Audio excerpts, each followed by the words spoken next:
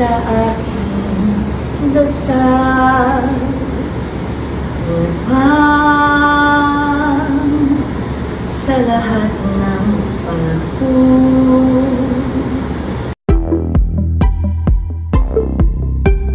Marami nagulat sa latest social media post ng megastar Sharon Cuneta ngayong araw ng Martes, February 4, kung saan makikita si Ate Shawi na kumakanta ng awiting Ikaw habang nasa isang handaan at kapansin-pansin ng mas lalo pang pagpayat ni Sharon. Aniya sa captions ng megastar. Special biglaan song for my mom, Tita Cherry Pie Lazatin, for her birthday at her lunch yesterday. Yes, I lost weight. 15 pounds to be exact. Agad itong umani ng samut-saring reaksyon mula sa mga netizens at lahat ay pinuri ang megastar sa bago niyang fit na pangangatawan. Napa-comment din ang mga kaibigan ng megastar na sila Jackie Lou Blanco at Judy Ann Santos. Ang nipis mo na ate, sabi ni Juday. Sexy mama ko, ang papuring sabi ni Jackie Lou. Nagbiro pa si Bernard Cloma at sinabing pwede ng pang Viva Max ang megastar. Paliwanag naman ni Ate Shawi kung bakit siya pumayat. I decided to lose weight slowly on my 50th birthday in 2016.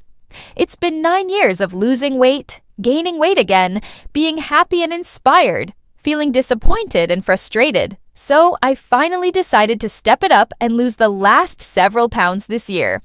Nakakapagod, nakakaiyak, nakakagutom, lahat na yata ng dieta ginawa ko. Pero focused na now. Praying tuloy-tuloy na, please pray for me, excited na mamili ng mga damit na talagang gusto ko. But most of all, para super healthy na talaga.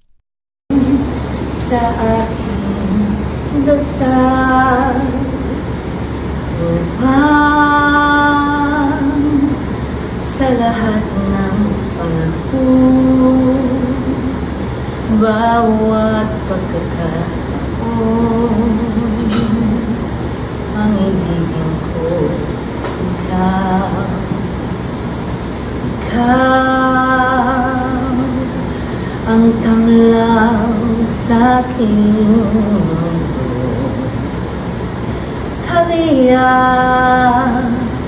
nitong puso ko,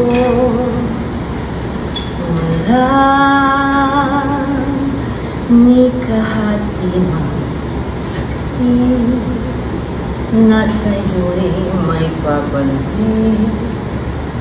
Ngayon kailanman ikaw ang lahat ng aking galaw,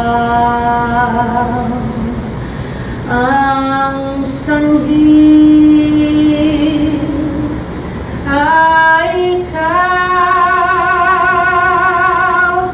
Kung may bukas mang tinatanaw, dahil may isang ikaw, kulang ang magpakailan pa man upang bawat sandali ay